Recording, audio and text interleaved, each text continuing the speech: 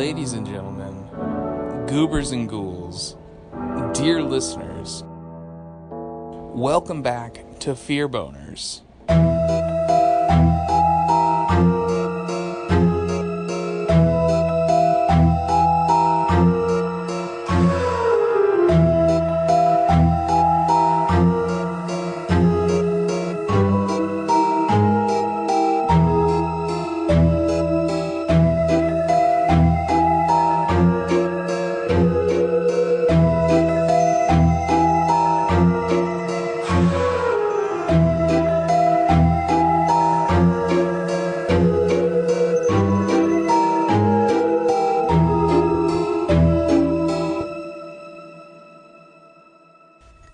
Welcome back to Fear Boners, presented by the Down in Front podcast. I'm your host, Andrew, and I am super excited to be here with you tonight, dear listeners, as we review a little movie called Sam Was Here.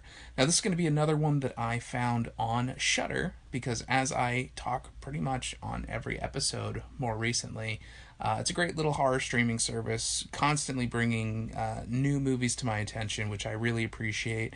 And as always, it's a great segue for me to remind you, always feel like you can reach out to us directly at the podcast, either via Twitter at FearBonersDIFP or email us directly at fearbonersdifp@gmail.com to let us know what movies you're watching. We would love to hear about new movies that we're unaware of. We'd love to take your recommendations and make some reviews and hear directly from you what you think about these movies. But before we jump right into that, I just want to give a special thanks to our returning listeners and give a special thanks to our brand new listeners. Thanks for stopping by. It warms the cockles of my cold, dead heart that you were turning your radio dial and wound up listening to our pod. So thanks so much. Before we get into things, let's take a moment to talk about what I'm drinking and what I'm watching besides what the movie that we're going to be discussing this evening is. As for what I'm drinking a gin and tonic because why the hell not? There's never really a bad time for a gin and tonic unless you're driving. But then again, I wouldn't also be recording a podcast in a car. So here I am. And as for what I'm watching, I recently had the opportunity to finally watch The Road movie, which is a fantastic little it's listed as a documentary, but really it's basically just a YouTube compilation that was cut to look like an actually produced movie, where it just takes hours and hours of Russian dash cam footage and cuts it together in a great hour and a half-ish long montage of crazy shit. It's almost like World's Wildest Police Chases meets just crazy Russian compilation video shit, because half the time it's the crazy shit that's going on or around the car, and then the other time it's like, what are these people talking about? Because of course there's a whole bunch of Russian going on, but they do the due diligence to translate all of it so you can understand what they're saying too. It's great. It's a fun little movie. Quick watch. Probably I watched it by myself, but I feel like it would be a great watch to have viewed with friends. I'm sure I haven't had a chance to look at this online, but I'm sure there's probably drinking games around this film because it's a doozy. So if you like that, if that sounds like it's something up your alley, there's nothing too shocking. There's a few jump moments where you're just like, oh, holy shit, but I don't think you actually see anybody die or anything too nuts in the movie. But it is intense. If you are triggered by like car accidents or anything weird like that, I might avoid it. But it is a pretty interesting film, all in all. And then additionally, I did have the opportunity to catch the latest Dragon Ball Super movie when it was in the theater here in Boston, and it was actually surprisingly good. I mean, I was in a theater packed with a very interesting crowd. I heard a lot of interesting conversations, whispered tones. People who could not control the volume of their voice, overwhelmingly neck-beardy, basement-dwelling dude crowd at this show, which was a little off-putting. The overwhelming stench of theater BO was unusual, but we're here to talk about the movies themselves, not the viewing experience. But the movie itself was actually really great. If you're a fan of the Dragon Ball Z, Dragon Ball, what have you, any of those series, This is a great installment. Lots of people are saying it's one of the best movies that they've put out. It's really well produced. The animation style switches several times throughout the film, and as also a student and fan of traditional animation, I really appreciated the fact that it was handled in a way where there's not too much of like what you see in a lot of modern animation, or a lot of modern Japanese animation specifically, is this weird CG equivalent or cel shaded bullshit that they kind of try to squeeze in between certain scenes. There's a little bit of that, but it's not super distracting. And the style's great, the characterizations are great. Unfortunately, we had to watch the dubbed version. I would have preferred to watch the original subbed version, but that's fine. I feel like any viewing of this movie, if you're a fan of the series, you'll really enjoy it. So definitely, if you have a chance, if they're doing a limited showing or any sort of Fathom event at a theater near you, check it out. It's a feature-length film. It's probably one of the longer movies that they've put out in the series, so yeah, definitely serves to fans, but it's also definitely much more well produced, written, and put together in general. It definitely does a fair amount of fan service, but it's actually more coherent than a lot of the past movies that came out in the 90s. So yeah, check out either one of those movies, the Road movie or Dragon Ball Z Super Brawly, neither of which are really in the horror genre. But now we're going to get into the movie that we're here to talk about, Sam Was Here. Now, we are going to get into some spoilers, so if you do feel like watching this movie, stop the pod, get Shudder, or find somewhere else to watch it, find it on iTunes, rent it, what have you, and check out the movie and then come back and hear what I have to say about it, because it is a good one. It's a fun little ride. Generally, if you enjoy weird, trippy California desert, I don't even know how to like quantify this film. There's a lot of movies that I would say that it was like, or take bits and pieces of other movies and cram it together to make Sam Was Here, but basically the gist is, if you liked Quentin Dupieux's Rubber, which is the movie about the psychic tire that blows up people's heads, that rolls around the desert in like a weird little town full of creepy people, you'd probably like this movie. Now, it makes little more sense than Rubber. It has a bit more of a coherent story, but it is very much along that vein of being just kind of in the middle of nowhere, very isolationist, and a character that you can a little bit more relate to because it's a person rather than a tire. But I would say that there's a bit of Rubber in it. There's a bit of It Stains the Sands Red, if you've seen that one, with the girl who's wandering around the desert being chased by the zombie. And there's a little bit of The Bad Batch, if you've seen that one. That one's really weird. It's basically Jason Momoa and some other folks are bodybuilding cannibals that live in the desert in a post-apocalyptic wasteland, and he falls in love with this girl that they've already eaten half of, and then they go off on this weird kind of journey. It's a weird one. So yeah, I would say it's like a weird desert movie, but also kind of has that mysterious abandoned ghost town vibe to it, because we're introduced to Sam. He's a traveling salesman, and he goes to this clearly probably some small desert town somewhere in the outskirts of California or what have you, and he's going door to door, knocking on doors, trying to get people to sign up or interested in whatever he's selling, and is not getting anybody. And pretty much all he's driving around, everything's empty, everything's abandoned. He keeps calling his wife, and you can tell that there's potentially something going on there because she's not picking up, and he keeps apologizing for something. And he keeps saying that he's concerned about the little one, so they have a kid, but then you're not sure if the kid's his, or maybe it's just, some other situation. But, so there's Sam, and he's just there, and he's doing his thing, and he's the only person you really know or introduced to or can relate to on the screen. There's these other people who are kind of in the sides of your mind, but you haven't really seen them, and you don't know if they actually exist, or you don't know what's really going on. You just know it's starting to get weirder and weirder, because the further he goes into the town, the more you realize, like, shit, there's nobody here. But then slowly other people are introduced. Okay, so there's the character of his wife, potentially the character of his daughter. There's a creepy radio guy who has like a show that people are calling into because he keeps tuning his radio in his car. And that's kind of really interesting. The character of Eddie, who starts talking about, like, oh, everybody beware, there's a murderer on the loose, like, he killed a family, he killed kids, like, this and that, blah, blah, blah. And, like, that's when you start to get weird vibes. It's something strange going on, and you don't really know, like, okay, so there's somebody murdering people, but is that where everybody's gone? Like, they're either hiding from this dude, or they've been killed already. And so this is all kind of happening in the background. It's like when you watch that zombie movie where, like, nobody's paying attention, but the radio's talking about an outbreak and nobody's ready for it when it happens, but it's all been right there. So the radio's kind of on. He's calling his wife. He's distracted. He's not hearing about the murder, but then he slowly starts to pick up on it as he's going around trying to go from house to house to sell his wares or his services or what have you. And finally, I believe he stops in, like, a diner or somewhere, and he grabs something, like a 7-Eleven type shop, and he grabs some supplies and leaves some cash.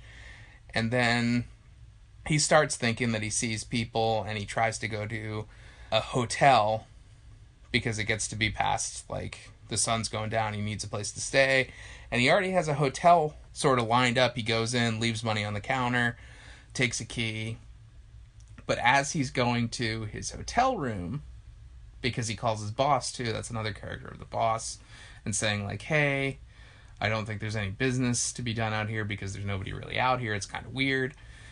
You keep hearing the radio talking about, you know, people calling, like, even just people calling into the radio and be like, oh, yeah, I hope they catch this guy. That's when you start to kind of realize that it's a movie that's set in a very specific time frame, because he starts to get these, I almost want to say text message, but it's a beep.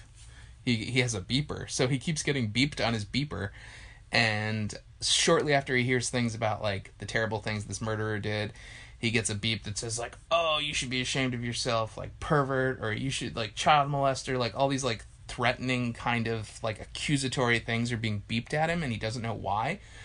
So there's this great scene where he actually calls back the number that beeped him and, like, leaves this message just like, hey, I don't know who you are. Like, if this is some sort of prank, it's not funny. And, like, you can tell that he's starting to get a little uncomfortable. And then I think it's at this point where we start to get the vibe that there are people who are watching him. But he's still wandering around, still hasn't seen anybody. He starts to go a little bit crazy because then he's starting to have car trouble too. And it's clear that he's cutting through town because he's trying to get back to his wife and daughter, because he also has this bear that he wants to get to his daughter. It's like a stuffed animal. Yeah, and then he's having car trouble, and he's broken down on the side of the road. I feel like every time in these episodes I get to a point where I'm listening to the narrative that I'm weaving, the graphical tapestry that I'm weaving with my tongue for you, this painting that I'm creating so that you can follow along at home. And I realize that it doesn't make any sense at all because I'm jumping around so much. But it's at this point in the narrative, when he's broken down on the side of the road, realizes he's going to have to walk to get gas or, like, get a tow truck or what have you. He decides to take the bear with him because he's going to hitchhike or something and try to get home. And there's suddenly a cop. Oh, yeah. So his car doesn't break down this time. At one point his car breaks down, but the second time his car doesn't break down, he actually runs over a spike strip that is put down that looks like the things that cops put down during, like, police chases. So he's, like, looking at it, and he sees that there was a spike strip and pops all of his tires. So he's basically just stranded in this desert in, like, high heat, like, at noon, like, high sun, high heat. So he has to get shelter. He has to find some way to fix his car or, like, get where he's going. So he takes the bear, and he's walking down the highway, and he sees a car pulled diagonally across the highway. It's a cop car. So as he's approaching, he's waving, and he's trying to get the cops' attention, but then suddenly the camera view switches, and we see that the cop is actually aiming a rifle at him. And I think at this point, too, the radio is still going off in the cop's car and talking about everybody's concerned about trying to find this killer, and everybody thinks, you know, it's a stranger in town, and nobody's ever seen him before, and, like, they know he's killed all these people, and he's trying to, like, Sam's like, hey, like, I need some help, and then, boom, he gets shot, like, right in the shoulder, like, just knocked right off his feet by the cop. And so then at that point, he decides to get the hell out of there, and he's running. I can't remember what he does. If he winds up, I think he winds up stealing the cop car somehow. Yeah. He charges the cop. He has, like, a thing to basically, like, distract the cop. he steals the cop car and like sort of runs. And at that point, obviously, he's trying to call. He's trying to find a phone because he doesn't have his phone anymore. He doesn't even have. I don't think he has a cell phone. It's supposed to be like the late '90s, and that's why he needed the payphone.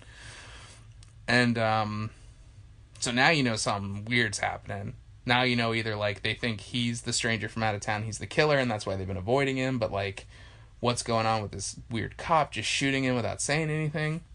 So Sam's panicking. He's bleeding. He dropped the bear. He doesn't have the bear anymore. He lost his daughter's bear. He stole a cop car, I think, if I remember correctly.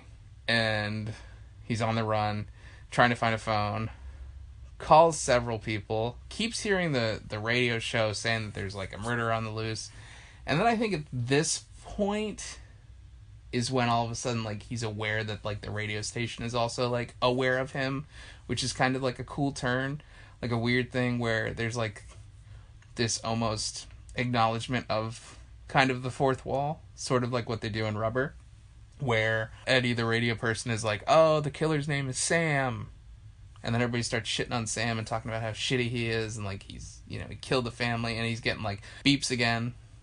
And at that point, he winds up he finds some trailer park, I think. No, yeah, so I don't think he steals the cop car. I think he like runs and finds like this trailer park that's just off the highway. And he winds up in a trailer and he's trying to hide from the cop because he knows the cop's still looking for him. And he tries to find a phone. And there's this great scene where he's in the trailer and the cop comes in with like a shotgun and they have a confrontation and he winds up having to kill the cop. But it's like really intense because like the cop's got a gun and he's like this big cop. He's got like the motorcycle. He's like he's got a cop car, but for some reason he has like the helmet that a motorcycle cop would have, so his face is fully covered, so you don't know who he is, but he's dressed like a cop, and so you think like, well, maybe this is the killer. So there's this great moment where you're like, well, shit, like what's going on? There's clearly some things that maybe is Sam hallucinating because he's been out in the sun for too long, or is he actually like a killer and he's just wandering around and he's just emotionally unstable? Or is the weird cop guy who's trying to kill him the killer? What's going on at this point in the movie? But the thing of it is, that's what this movie is from here on out, basically. You think you know what's going on, but you really have no idea what's going on, and then by the end of the movie, you're just like, what did I just see? But it's still fairly enjoyable because it is really weird, and I appreciate weird cinema. And that's why I do liken it to movies like Rubber, for example. And so he's basically like at that point running around. He has a moment where I think it's actually in one of those trailers. He runs into an old lady who's like hiding and he tries to ask her for help, and then she panics and he accidentally, this is where you get the feeling that maybe he is a killer of some sort or like just unstable because he's struggling with this old lady who's like concerned that he's the killer because she doesn't know who he is, and he barged into her house, and in the ensuing like grabbing her to apologize and try to explain things, he accidentally dumps, or maybe he does it like he hits something and like a whole bucket of boiling water that was on the stove just dumps over on the old woman, and she's like dying because she's been scalded, and like she's there and she's saying, oh, my boys will kick your ass, my boys are here. And he looks out and there's like two dudes that are there like almost like just coming home to their mom's house, like ready to kick his ass. And so at this point I think he has the gun from the cop that he killed. I know I'm probably remembering things out of order. There's so many, like, this movie's punctuated by these, like, really low, slow moments where nothing's happening and he's kind of lost and he's wandering through these great deserted scenes. And then there's these really tight, action-packed moments where shit like this happens and it's, like, really frenetic and crazy and hectic. And that's what this movie does really, like, the pacing's, like, really good in this movie. And so, from here, he gets chased by the two brothers and he winds up killing both of them. And that's when it just ramps up, because first he scalds the old lady with the spaghetti water, like the boiling spaghetti water. I don't think he kills her. I think she's just like really badly burned. And then he kills both of her sons in the desert because they chase after him, and one of them he just shoots with a gun, and the other one I think he beats to death, if I remember correctly. And it's at this point he's shot through the shoulder and he's already covered with blood, but then he's covered with their blood, and now he does just look the part. He looks like a freaking crazy person. And so suddenly the movie went from like, you know, a 3 to like a 12 on a scale of 10. And you're just like, well, shit, like what's going to happen next? When are we going to figure out, like, why does everybody want to kill him? And then that's when you start noticing that like maybe there are other people in town who are watching him, who are trying to get him. And so eventually he winds up back at the hotel that you are introduced to in the beginning of the movie. Not the beginning of the movie, but when the one that he's basically there at. And I can't remember if you saw it before, if the concept of it was introduced, but there's been this door in his room. There's like a hole in the wall, and he sees a weird red room. And then he goes out, and there's a door that's just covered in chains and padlocks. Like, nobody's allowed in that room for a specific reason or what have you. And so, like, he sees that a couple times. He thinks it's weird, but he doesn't really do anything about it. So he sees into the red room from his room because there's a hole in the wall, and he knows there's some weird shit over there, but he doesn't know what it is. It's probably supposed to be a metaphor for something, and there's, like, a doll laying on a bed. It could probably mean some weird shit. But then, by the time he gets back after he kills the cop, and he kills the two sons, and he scalds the old lady, he is basically almost the character that these people are making him out to be. And you realize that through that, like, he sort of has this transformation of being like this simple Family Guy salesman person to being this like sure, it seemed like he was defending himself and some of it was accidental, but like he is a killer at that point. He is covered in blood and he looks crazy. But he gets back to the hotel and all the padlocks and chains are removed from that door, and I think it's cracked open. So curiosity, having already killed the cat, he decides to go in, and when he's in there, everything's doused in red light. It's like this great creepy room, and there's all this weird shit. And this is the height of, he's hearing weird shit on the radio. He keeps trying to call his wife and he can't get through to her, and like nobody's answering. He hasn't heard back from his boss. He hasn't like directly spoken with anybody, unless you count like the old woman that he accidentally scalded. He's been isolated this whole time, and you don't really get a feel for how long he's been out there. Maybe like a few days, 2 to 3 days, maybe like a weekend, or maybe like a week, but he's been by himself essentially the whole time. And you could sort of tell, like, that's the great thing, not only the pacing in this movie, but also the vibe, the personality. Like, you can tell his sanity is kind of draining because he's been so isolated and so just trying to process all this heavy shit on his own. And he's been trying to reach out for help, but he can't get anybody. Nobody is willing to help him, or nobody is trying to help him. Everybody's just like, no, fuck that guy. Sam's the killer. Sam's like a stranger. And so at this point, he's in the room looking around and he sees a dead body. There's just like an old woman who's clearly been sitting in a wheelchair since Lord knows when, because her body is fully mummified and black and desiccated. And you can tell, like, from his reaction, the whole room smells like the body's been there for a really long time. And it's at this point towards the end of the film that he is confronted by Eddie, who is the guy who's been sort of pestering him this whole time on the radio station. And so he has this conversation, because basically what happens is the phone rings and we're introduced to, I can't remember what they name the character, but I figure it's just Eddie. But we never actually see him. It's always his back facing the camera, but he's like this gaunt, skinny, bald dude with a radio setup and like a VCR and a tape recorder, and he communicates via audio clips through a phone. So he calls the hotel room because he knows that Sam is there, and through these like real creepy, almost like hostage kidnap ransom note almost audio, like very chopped up, he basically tells him like, you're the killer and we're gonna kill you, and he makes all these veiled threats, and then he denies it vehemently. And at this point you realize that he's sort of so emotionally drained, and like, so like he's almost starting to believe it, but he's also just saying like, I could never do that.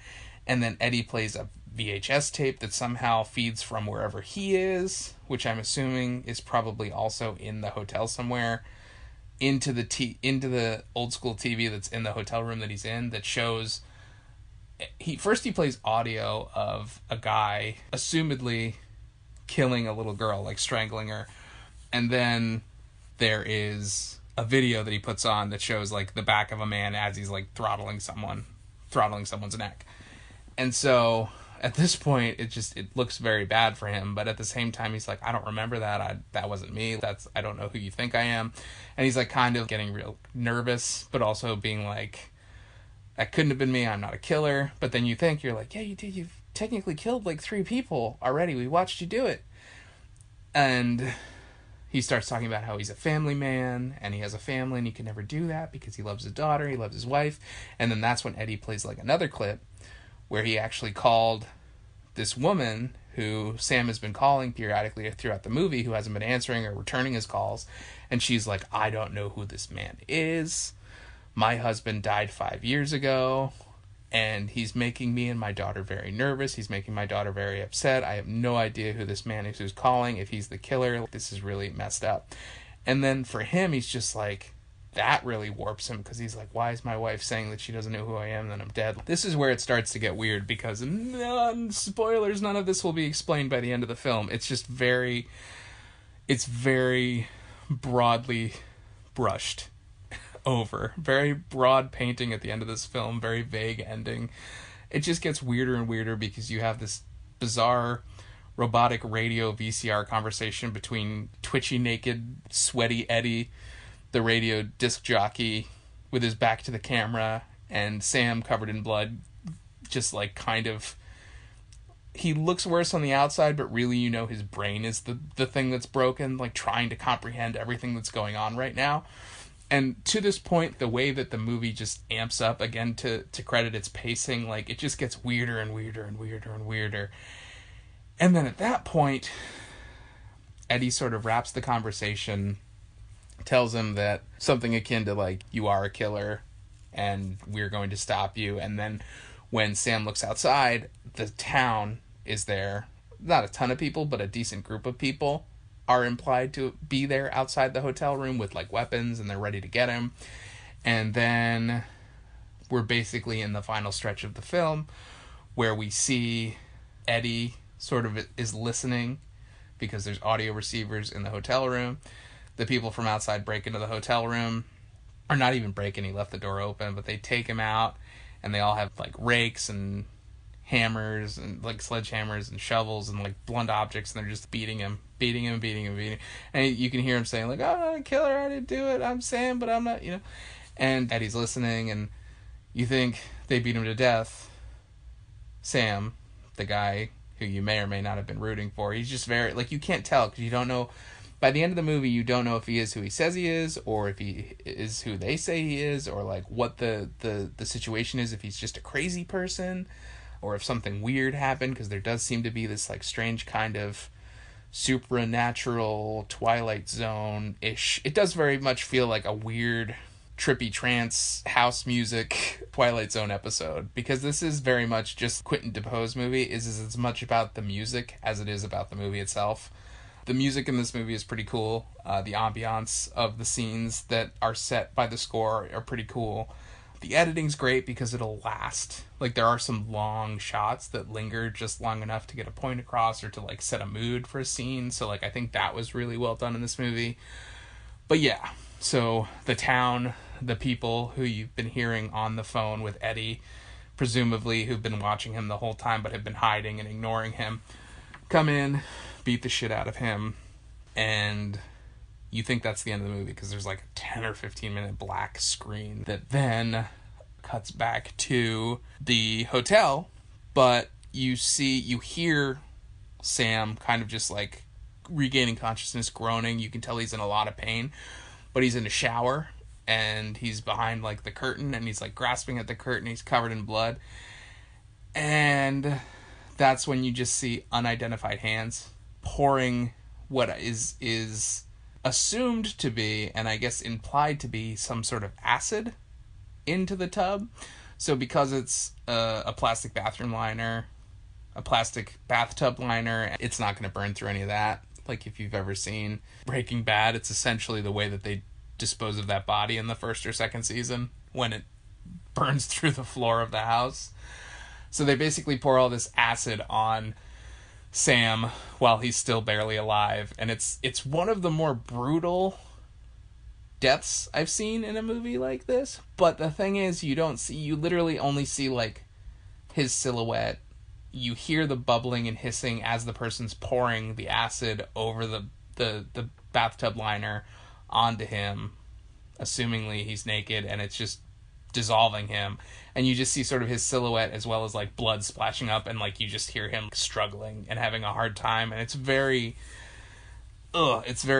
tough, as much as it is just implied that he's essentially melting. And the whole time Eddie's listening to these sounds, and he's kind of like tweaking out, like kind of having like a moment. And then once it dies down, he takes off his headphones, and then the movie sort of fades again and comes back later, and you're not sure what to think. The movie's easing into an ending, but you think maybe that was fake, maybe it was we're going to find out something, it was a bad dream, or it was a movie in a movie, or like, you know, it's going to be some sort of like staged, there's going to be some sort of thing to explain it, but there's not really. Like, the next thing we see is the camera outside the hotel, the camera goes into the hotel, Sam's stuff is in, like, the teddy bear is stuffed in a trash can that's the hotel made, like her mobile little unit with all of her supplies and stuff. The trash can is full of the little girl's bear,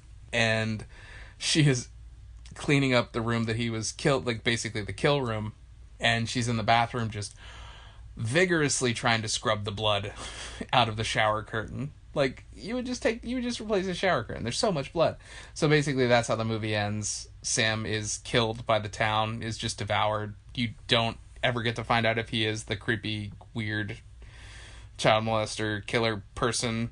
Like, I guess it's implied that maybe, I guess you could take it a few different ways. The guilt made him forget the fact that he did molest his child, and then he went on the run, but he thought he was still a salesperson, but he broke in a way that he thought he was still doing his job, but he was really going around killing people. But you saw what he saw when he was in his delusion. Like, none of this is ever explained.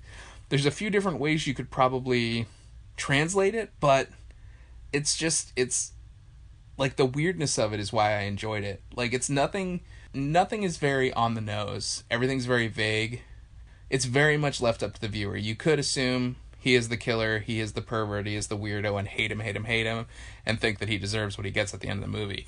You could also think that he is just like a random person who walked into the wrong town, a town of people who don't trust strangers, and they just wanted some sort of justification to kill him the way that they did.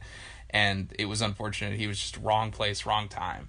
And yeah, I mean, there's other ways you could choose to interpret it as well, but I think that's what I like about it. It's not quite a choose your own adventure, it's a kind of a choose your own ending, choose your own character. You get to write a little bit of the movie, which is pretty cool. So yeah, weird movie. Definitely more of a horror-ish type jaunt. If you have a chance, find it. It's on Shudder, but you can also probably rent it or find it on iTunes, what have you. Sam Was Here. Fun little movie, weird little movie. Definitely check it out if you have a chance. And that's going to wrap this one up. So again, thanks so much for tuning in. This has been Fear Boners, presented by the Down in Front podcast. I am your host, Andrew.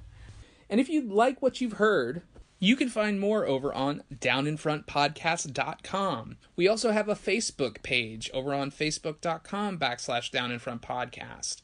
You can also email the Down in Front guys directly at thecrew@downinfrontpodcast.com. We also have a YouTube channel where we post some of our video teasers as well as full episodes. You can look for us on there. We also have the Gamescast over on Twitch, where sometimes you'll see Bryland or maybe Warren and myself playing some Monster Hunter or Spider-Man or what have you, just shooting the shit. You can find that over at twitch.tv/downinfrontpodcast. We also have an Instagram where we post a lot of the art from our episodes, the title pages, as well as links directly to the episodes. You can follow us there to keep you up to date. All of these places, as well as Twitter at _DIFP or at FearBonersDIFP. We will constantly keep you updated with new content when we release new things. Or you can also go back and look at our back catalog. We're well over 100 episodes at this point, so there's so much listening for you. If it's a new movie, if it's an old movie, classic movie, we have an episode for you at this point that you're probably going to want to listen to if you haven't already heard it. And also, you guys have heard me say this a few times already, but it goes without saying, we love you. We love having this ongoing conversation, and we do it absolutely for free. But if for any reason you feel like you'd love to contribute and help us make sure that we get this content out to you on time, then take a look over at Patreon. At patreon.com/Down in Front Podcast, you can potentially sign up to dedicate $1, $5 a month, what have you. Even $1 helps. Like an Arizona iced tea, the price is on the can. Every little bit helps us to get this content out to you on time, fresh, and delivered to your ears, whether it be on your lunch break, on your commute to work, from work, what have you. We'd love to have you listen to us wherever you are, even if it's on the toilet. That doesn't bother us. Just don't tell us about it. So anyway, thanks again for listening. We'll be back sooner rather than later. And as always, keep it creepy and stay spooky, dear listeners.